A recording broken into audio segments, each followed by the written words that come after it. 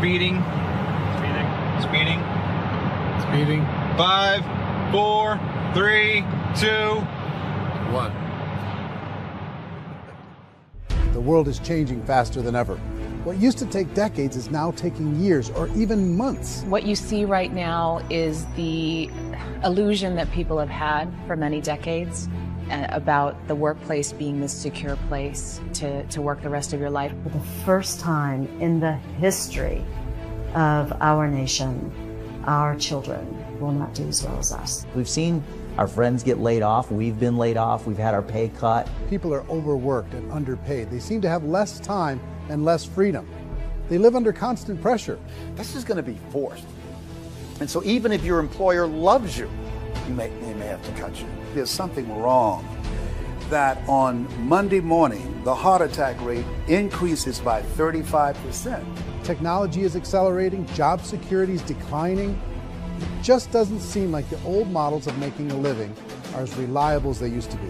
Every aspect of our lives, there's a better way out there, but we're still doing it the old way. We live in the greatest country on the planet, and there are a lot of people sitting around complaining and being cynical. Like everyone's whining about this old model, and I'm like, why don't you leave it? Look at all this over here. Look at all this opportunity. Since so much of our lives revolve around our work and the way we make our living, many people are thinking there just has to be a better way. The biggest challenge facing our world today is not making money, is what are we going to do with all the displaced, unemployed people? People are afraid that they're going to make the wrong decision. People are afraid of the unknown. People are afraid that maybe I don't have the skills. Hey, sports fans, industrial age is over. It's dead. It's dying. That's why going to school to get a job is an obsolete idea. A steady paycheck is an industrial age idea.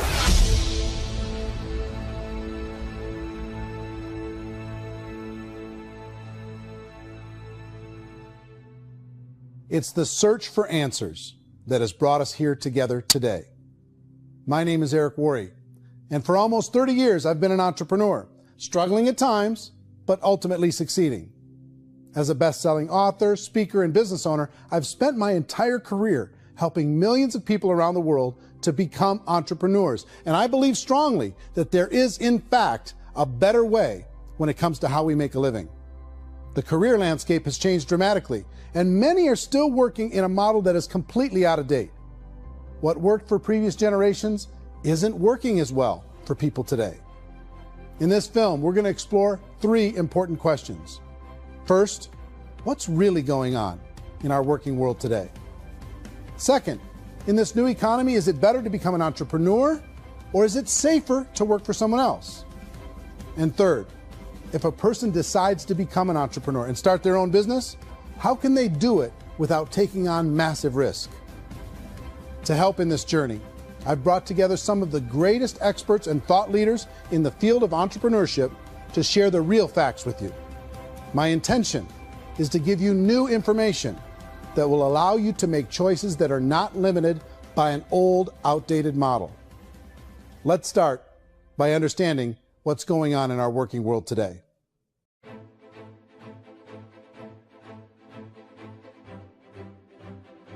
Let's look at unemployment. 30–40% of the people are honestly not working, but would be working. What our government does is if you haven't found a job in 6 months, we don't call you unemployed. We pretend you dropped out of the labor force. I've often said that unemployment, particularly structural unemployment, that's unemployment due to technological changes, is the first sign of economic growth. Think of it, 10 people live on an island. They go out every day and fish. One day, new technology shows up. A missionary brings them a net. Now, using the net, one pilots the boat, one throws the net. 2 fishermen can do all the work 10 used to. That's a 500% increase in productivity, 2 doing the work of 10, in one day. You don't have to learn a lot to learn how to throw a net instead of throw a fishing line. The island's got a big problem, 80% unemployment. But the island still has all the wealth of the fish because the 2 people produce as much fish as 10 did. Now, of course, looking back in history, these changes used to take thousands of years. And during that time, we went into farming and transportation. Some of us became doctors and some teachers and lawyers, and we developed all these new professions and new manufacturing jobs. Today, these changes are occurring literally in one day when a new technological advance occurs, and we don't have the social structures to deal with it or to retrain the unemployed people. So one of the things that I think is interesting as I travel across the country and really travel around the world is the way that we work and the way we get paid for work is changing pretty dramatically. On a global basis, everything is being turned upside down because of the rapidly advancing technologies. They are eliminating many jobs, and we have been left with many people not prepared for the jobs that exist. A lot of demand in public companies was to squeeze out all the fat and to get just as much margin as we possibly could, and fat equals humans. So this idea of job security in information age is so obsolete, but it's still taught inside our school system, and that's where the problem starts. There's no financial education in school system, and people are still trained to be employees who work for that paycheck. This is a chart on the middle class. What's happening in the middle class, those that went to school, their incomes have been coming down for years. And parents still say to their kids, go to school, get a job. Now what happens to all those middle class people who are dropping off the ends of the chart? Well, they become what's called working poor. And this is what happens to working poor. But they say poverty is ending. Well, poverty may be ending, but working poverty is going up. And this is food stamp usage. So food stamp usage in America is going through the roof right now, because people cannot earn what they call a living wage. Most people have experienced financial pressures that I think are probably greater than they have been in the past. If you're not working for yourself, then it's going to be a pretty hard road for a lot of people. Today, if you're going to control your future, the 40-40 plan is gone, where you can graduate from college and get a job and work for 40 hours a week for 40 years. That day is gone.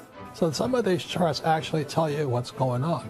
And this is a really interesting one. You know, people are going back to school because if I go back to school, I'll get a nice job. But this is what's happening to, it's called Sallie Mae, which is the student loan guys.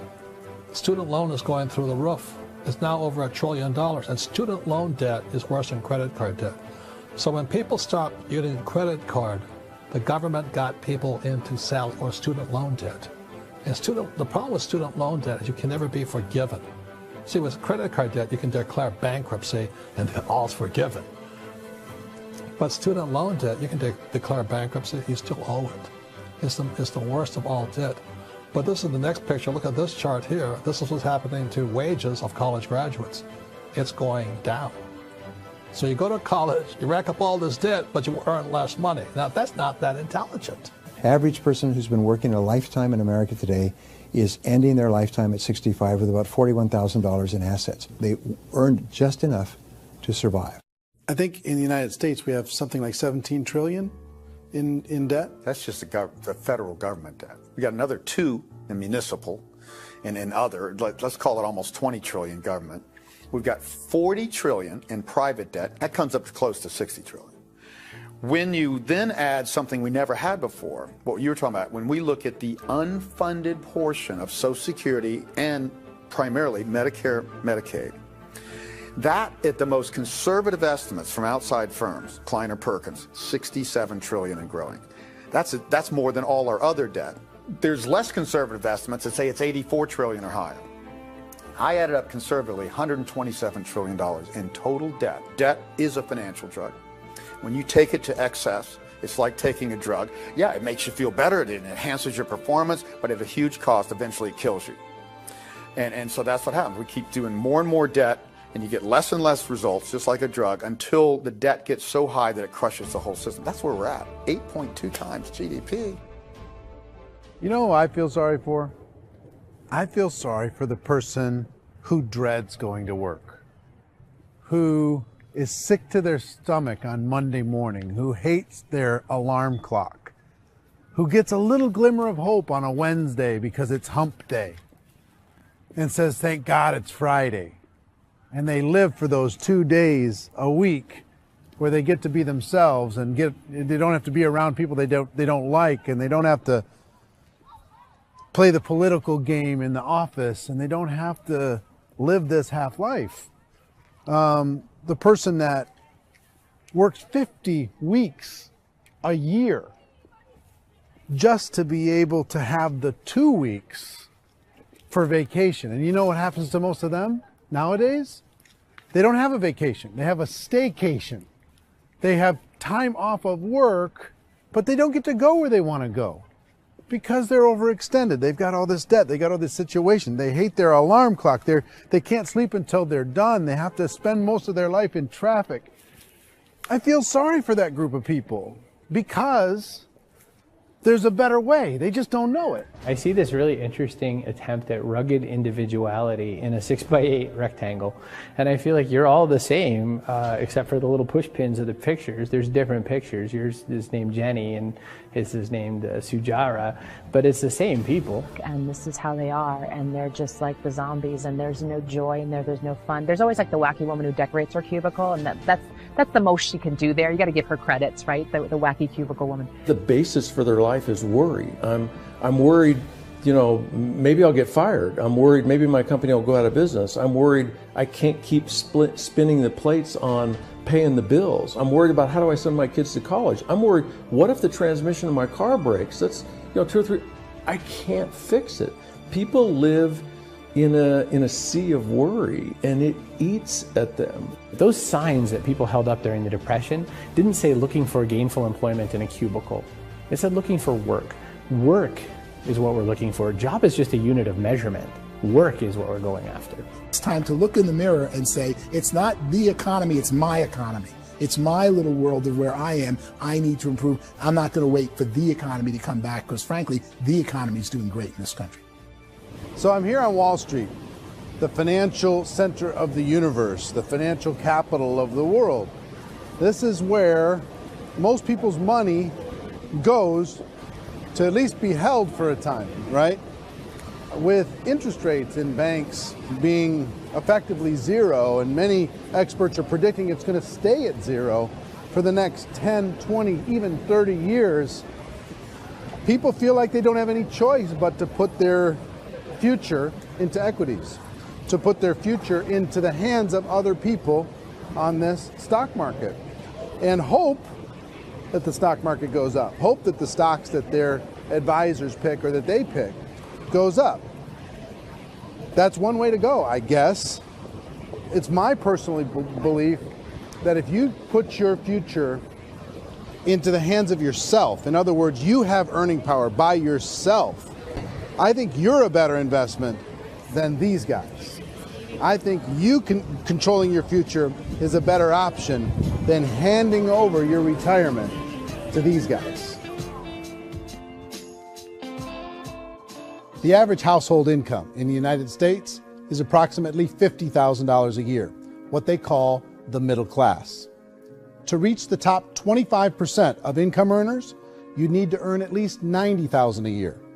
To reach the top 10% would be a household income of $140,000, the top 5%, $190,000, and to be in the top 1%, you'd need a combined household income of at least $380,000 a year. So here's the question. What do you think would give you the best chance to move up and get to the top 10%, the top 5%, the top 1% or beyond? In my opinion, and in the opinion of many, many experts, the answer is to become an entrepreneur, to become your own boss.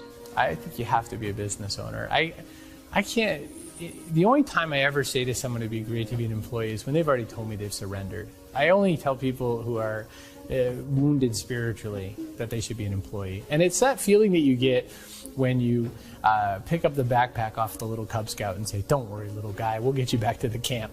You know, it is in no way a kindness when I tell someone they'd be a great employee. The other status symbol really increasingly is lifestyle. I mean, people can own their own business, maybe even work out of their house. That, I tell you, people admire that. Like, gosh, I wish I could do that. The spirit of the entrepreneur is to be a risk taker and to be resourceful and unstoppable and to have a vision of yourself beyond where you are and not willing to settle for life as it is. Think about the great entrepreneurs. They're visionary. They have heart. They're willing to do today what others won't so they can do tomorrow what others can't. Personally, I don't think of the new economy, the old economy. I create my own economy. The entrepreneur's in control. I decide what the economy is going to be like. In the world of entrepreneurship, there are no limits. you can make as much as you want, depending on how much you want to work and how smart you are and how great a team you put together.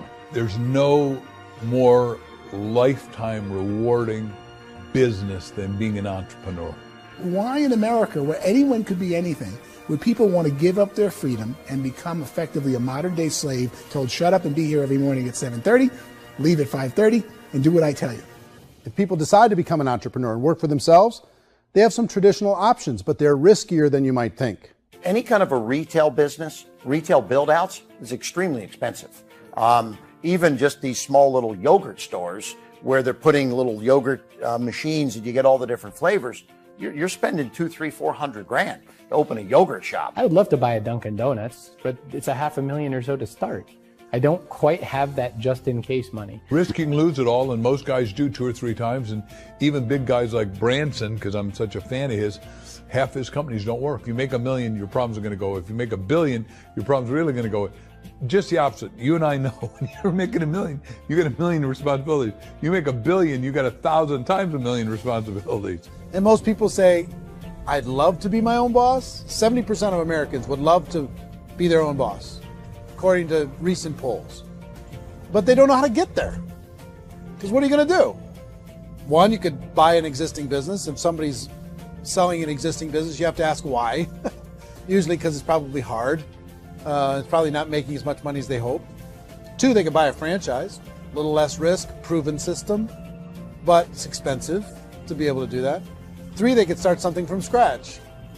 And that's where a lot of people feel like, I don't have the chops to do it. I don't have the money. I don't have the product idea. I don't have the expertise. I don't have whatever it's going to take to be able to get there, and I can't risk my family to do it.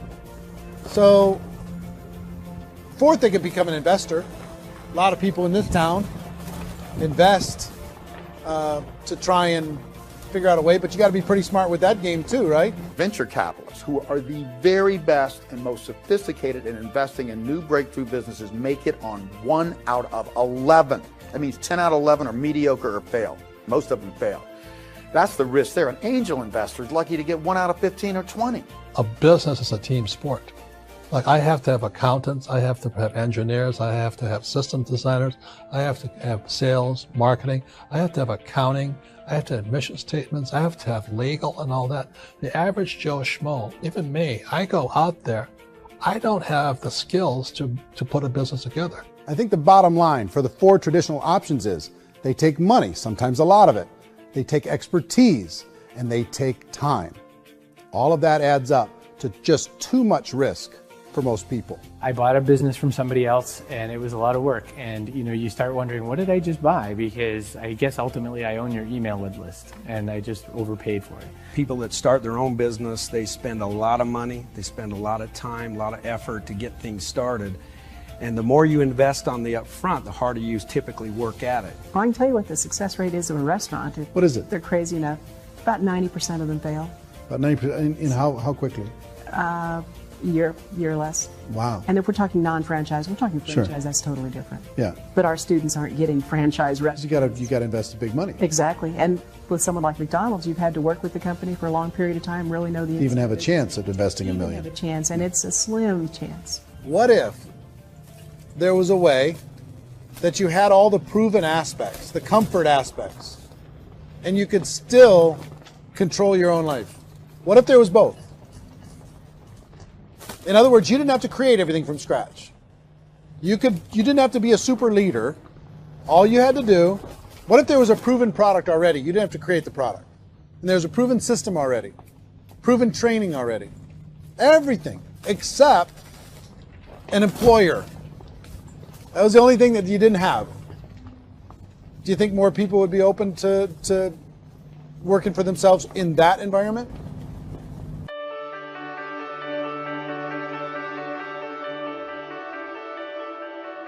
In our search for a better way to make a living, we've come to the conclusion that becoming an entrepreneur is actually safer than being an employee. And through our look at the entrepreneurial options, one particular path kept coming up from expert after expert. And I think most people will find it surprising because it's certainly a non-traditional business model. That model is for people to start their own business and become an entrepreneur through the creation of a network marketing business. Some people call it direct selling because the product is being sold directly from the manufacturer to the end consumer, cutting out the middlemen. Other people call it multi-level marketing, or MLM, because there are multiple levels of commissions paid. The most common term today is network marketing, because network marketing best describes using a large group of independent distributors, independent entrepreneurs, to move a product or service more efficiently. So my friend here, Donald Trump, and I, we always write about the network marketing industry. And the reason we support the network marketing industry is because it really is a business school for entrepreneurs.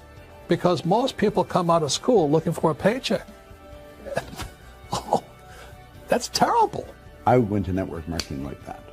I think if it didn't exist, we should invent it. It is that good. I think direct selling is a great way to do business today. It's very easy to get into that industry, and you can be self-employed, be, in effect, an entrepreneur. When we see multi-billionaires adding network marketing companies to their portfolio of companies, that would be a clue. When we see people who are very famous authors and very famous business people endorsing the industry, that would be a clue. These network marketing companies aren't $50 million companies. They're billions and billions of dollars. They lead the stock market. They're major companies. When we're going to get it? You know, and you're going to school to work for a paycheck. But if you want to be rich, be an entrepreneur. And network marketing gives you the spirit to be an entrepreneur. A traditional company will spend up to 50% of their total revenue on marketing.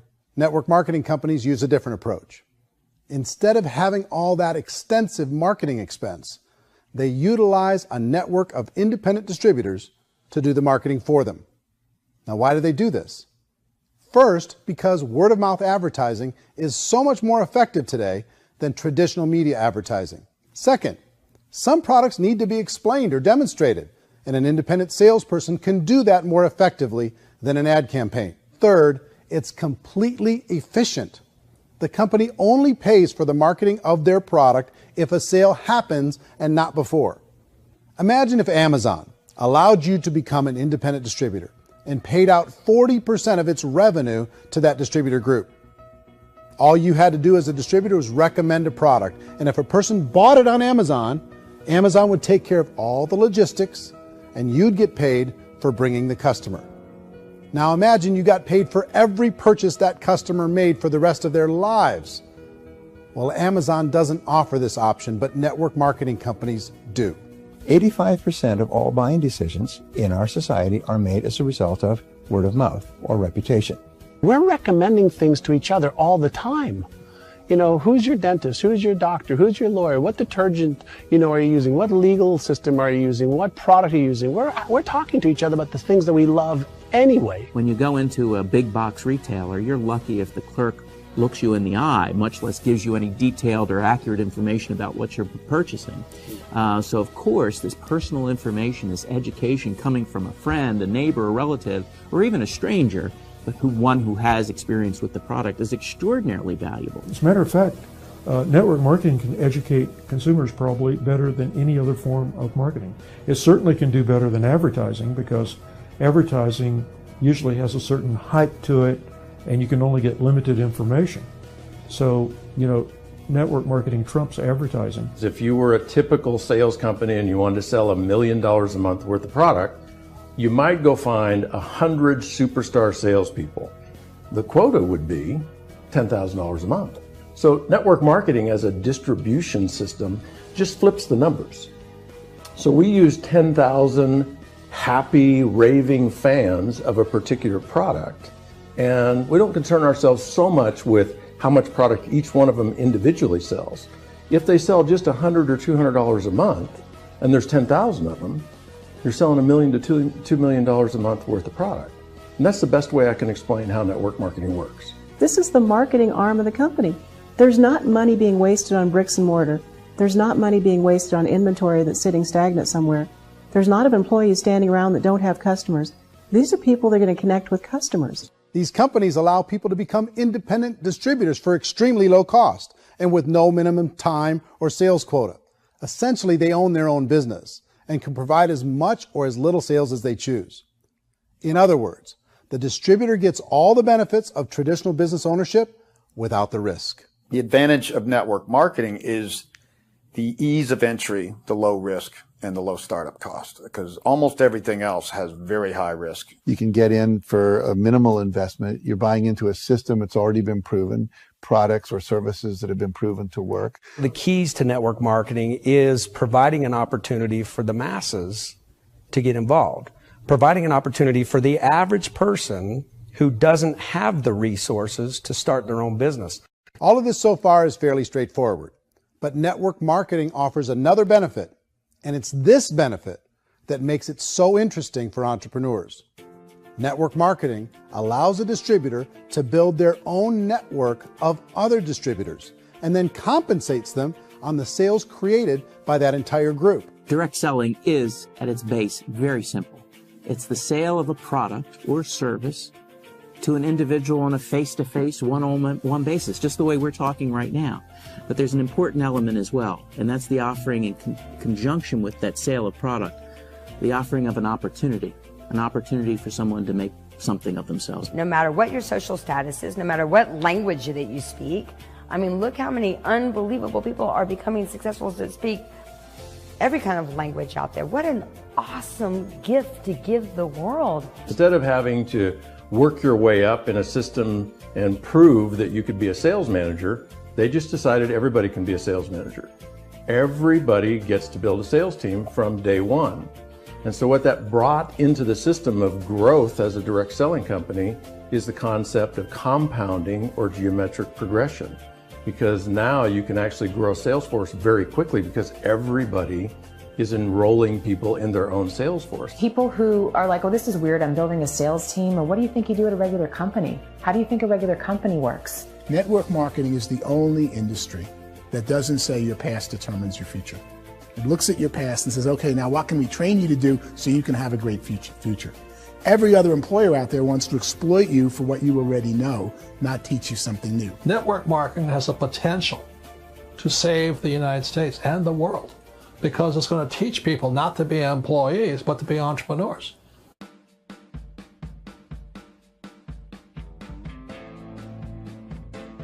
According to the Direct Selling Association, if you add up all the network marketing companies around the world, they combine to do over $178 billion a year in retail sales. To give you an idea of how big that really is, the NFL, the National Football League, does approximately $9 billion a year. The music industry does a little more than $16 billion a year, and the movie industry does about $80 billion a year. Using a conservative average, network marketing companies pay their distributors about 40% of that $178 billion in the form of commissions, which adds up to more than $71 billion a year. That's almost $6 billion a month. It's almost $200 million in commissions every single day. So it's certainly working, and people are making serious money in network marketing. With the growth of the direct selling industry over the last 10, 15, 20 years, we've seen a broader understanding of the channel. We have seen more and more people getting involved in the business, so our penetration in the marketplace has increased, and thus the understanding in the marketplace of who we are has increased. And we've seen non-direct selling companies look at the direct selling model and say, something's going on there. People are making money. Companies are being profitable, individuals are being motivated, product is being delivered to market. Maybe we should explore this. Some people think only the people at the top make money. Well, let's take a look at that as well. In the network marketing profession, there are roughly 500 people in the world who earn over $1 million a year. If you round that number up to $2 million a year, that adds up to about $1 billion a year. That takes the $71 billion paid out each year down to $70 billion. So where does the rest of the money go? The vast majority goes to part-time people making anywhere from a few $100s a month to many thousands of dollars a month. It goes to people who choose to make it a full-time career move and earning even more than that. Every day, people are using the money they earn through network marketing to pay off debt, have more fun, and improve the quality of their lives. Everyone I know in network marketing has been doing that since the 50s.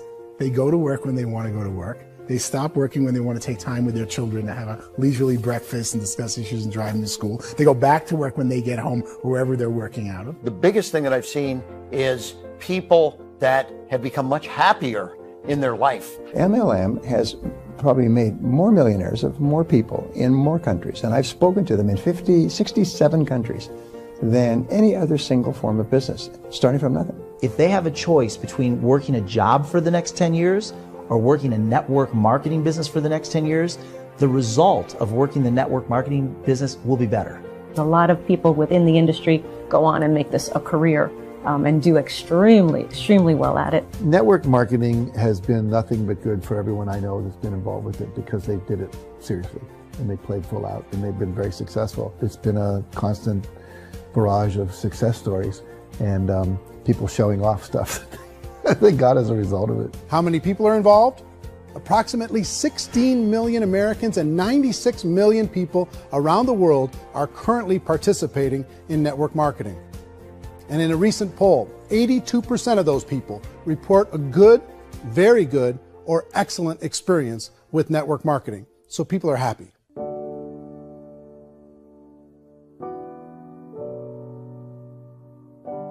So I've taken a look at the network marketing profession and really tried to understand why so many people are confused as to the validity of this as a business.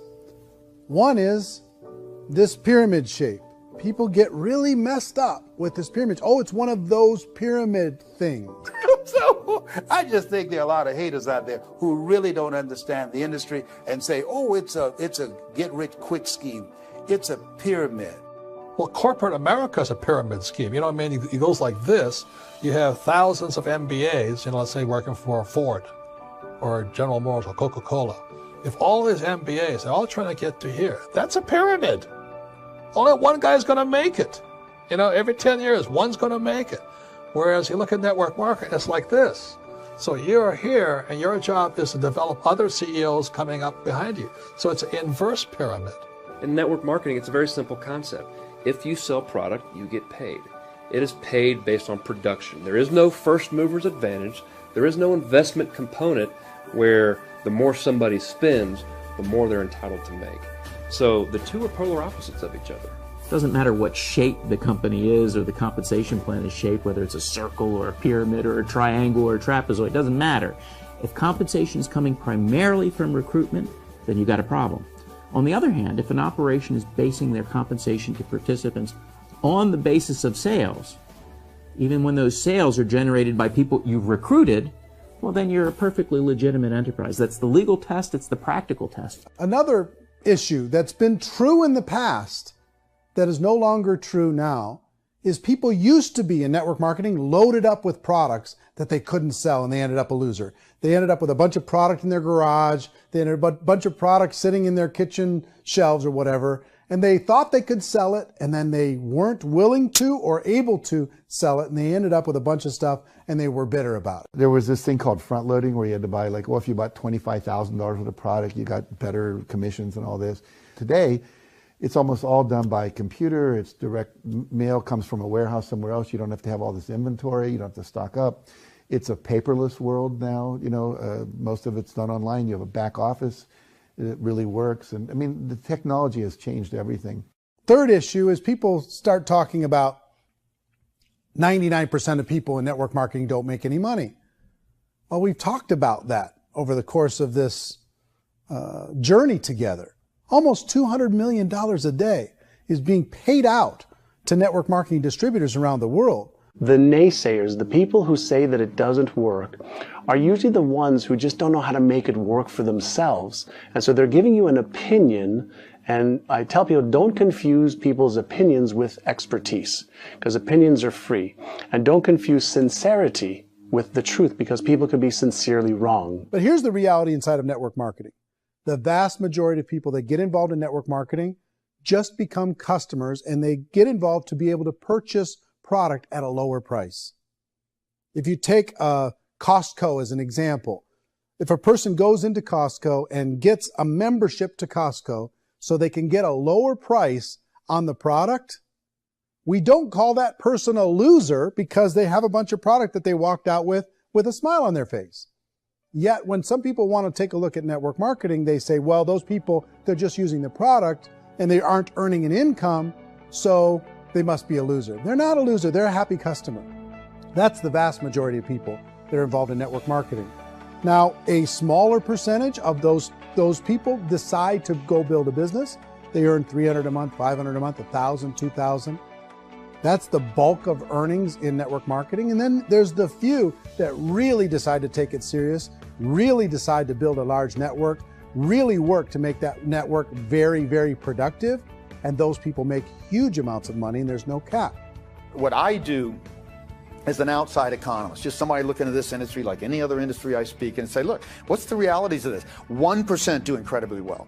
10% generate some additional income at pretty low risk and effort. That's not, and 90% of people roughly end up customers.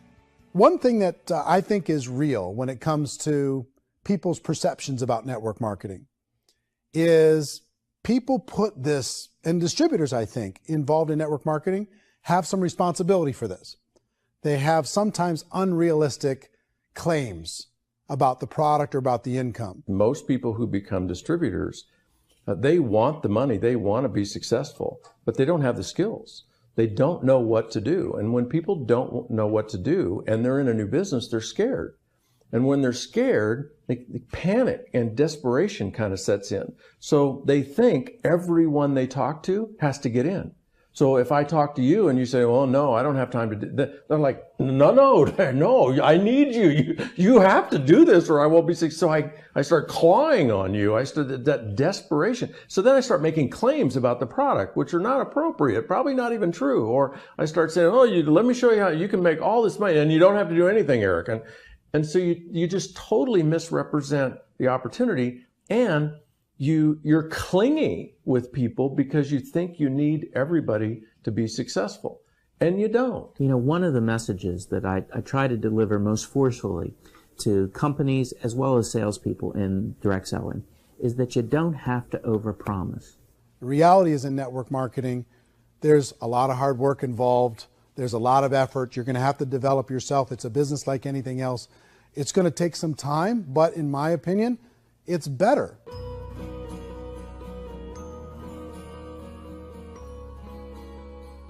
It's light years better for people starting today than it was even 5 years ago. I think it's more widely accepted now, and people understand it is a business. It is being an entrepreneur. It is being a business owner. Our belief system is based upon our evaluation of something. And frequently, if we reevaluate a situation, our belief about that situation will change. The industry has changed and it's grown up. It's totally transformed. You've got young people today that have grown up with social media, and they understand networks. They understand how people are connected through technology, and they understand how money flows through those networks. So when they see network marketing, they don't see it the way their parents saw it. And we've all learned, the larger industry that you represent, has all learned from those mistakes and flaws and errors that have happened early on. Early algorithms didn't work the right way. That's all fixed. It's like when they design a computer program, they design the program, then they run it, and then they go back through and they debug it. The MLM industry has been debugged. This is the day of being virtual, being able to run a business from your mobile phone. I mean, it's incredible. Companies are getting smarter. They're implementing more consumer protections. They're implementing more compliance training. They're doing more with respect to product research. If you do get involved and you make purchases of inventory, even on a voluntary basis, if you decide that this business is not for you, you can leave and have that inventory repurchased by the company. There's no other business that offers that kind of protection on a voluntary, self-regulatory basis.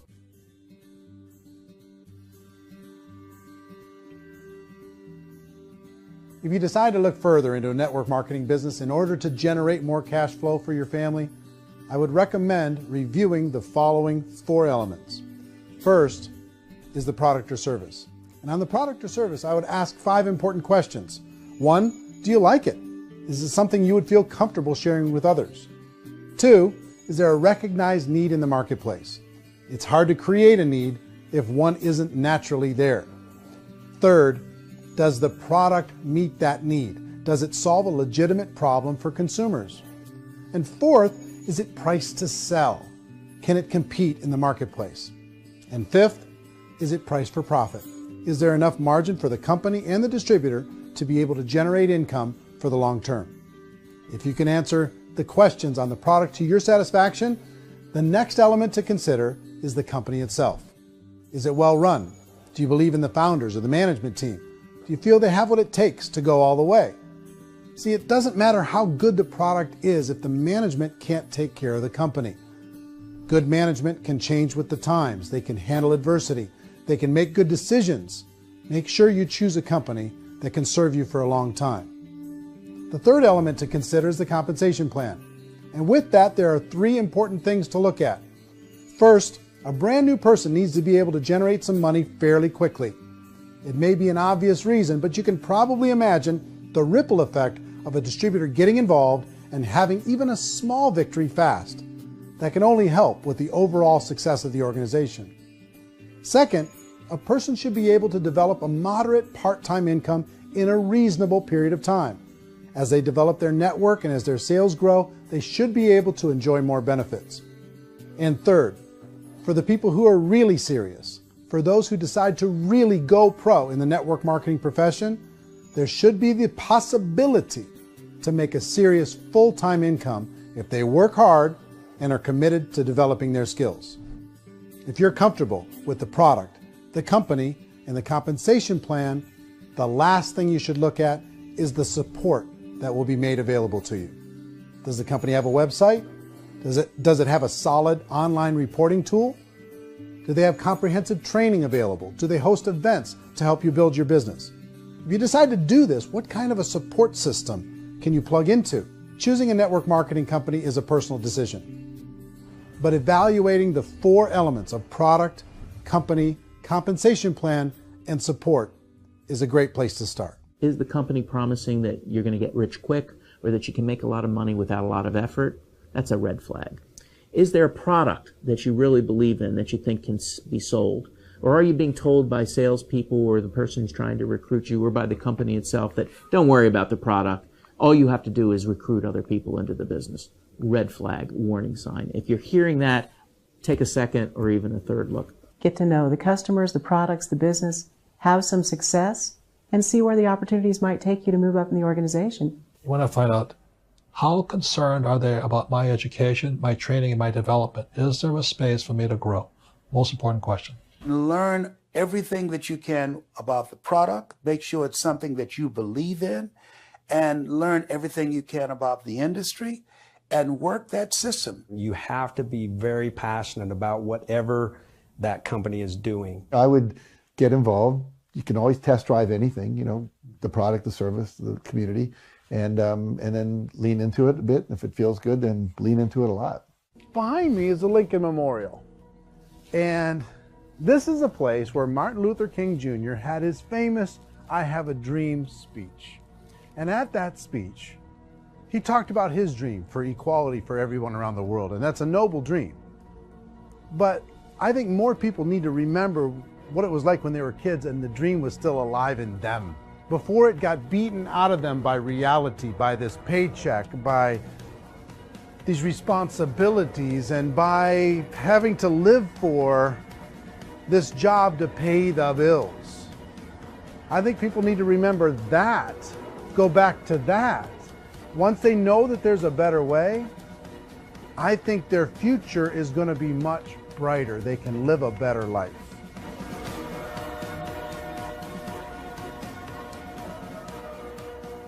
So if you're considering getting involved in a network marketing company, let me offer you just a few pieces of advice. First, network marketing isn't perfect. It's emotional, it's challenging. Like any entrepreneurial venture, it can have its up days and its down days. But if you have an entrepreneurial bone in your body, it's just better. Second, if you're going to do it, decide to be professional. Decide to go pro. It's better to do that than just be this amateur sticking your toe in the water. Third, as any professional, you're going to have to learn some new skills. And I promise you, inside of the network marketing profession, they're not too difficult to learn. Fourth, like anything worthwhile, it's going to take some time. Don't expect that you're going to get to the finish line right out of the gate. And fifth, it's worth it. It's worth it to be able to take charge of your life again. It's worth it to be able to control your own financial situation. It's worth it for the people you're going to be able to spend time with. It's worth it for the things you're going to be able to see and the experiences you're going to be able to experience. It's worth it for the causes you're going to be able to contribute to, the lives you're going to be able to touch, the customers you're going to be able to help, the friendships you're going to be able to develop. I promise you, it's worth it. Remember, most people are searching for answers just like you are. But I do have to tell you the catch to network marketing. If there is a catch, if you want to understand this from an emotional point of view, people say, well, it sounds too good to be true. It's not, it's hard work. But here's the catch. Most people still don't understand it. So you're going to have to endure the loss of social esteem from ignorant people. The uneducated will think less of you. Now, if you can handle that, you're on your way. If that's going to destroy you, you know what? Entrepreneurship in general probably isn't in your future. If you can face that catch, you can become unstoppable. I want everyone to really contemplate this if they're not in network marketing. You're in a job, you probably have a mortgage, you have rent, you have debt, whatever's going on. You're in a prison. You work just hard enough to keep them from firing you, and they pay you just enough to keep you from quitting. Come on! I've been there, done that, and bought that t-shirt. In network marketing, if you run into failure, it's really just a homework lesson for yourself. There's no one to blame. You really have no excuse not to be successful. You just don't. People don't want to hear that, but there's so much available to you. If you want to be a good network marketer, be a student to the people above you, be a fellow traveler to the people on the same level, and be a teacher to those below, and know when it's appropriate to do which. People who are not afraid of asking people to buy things, or not afraid of persuading people with a chance they may say no, these people own the future. Nothing happens until something moves. So you got to go move, you got to go do something, or nothing's going to change in your life. In the beginning, you're going to do a lot of things that you don't get paid for. But as you go down the road, you get paid for a lot of things that you don't do. And your job is rehabilitate the spirit, the entrepreneur spirit in all of us. You get it back. Either give it a strong yes or a strong no, but no wishy-washy, dilly-dally stuff in the middle. There's dreams and there are nightmares, but I believe that the biggest nightmare of all is when you don't pursue your dream. You're going to see some monumental growth in this profession. It's an exciting, exciting time to be involved with the network marketing profession. The next 10 years, I see just exponential growth. When that tipping point comes, it's not a matter of asking somebody, have you ever heard about network marketing? You're really asking them, which company are you building your wealth in? We are here to fix the world, to improve relationships with other people, to improve other lives. And the real reward comes as an entrepreneur in any level from teaching somebody something and watching them soar. There is no greater reward.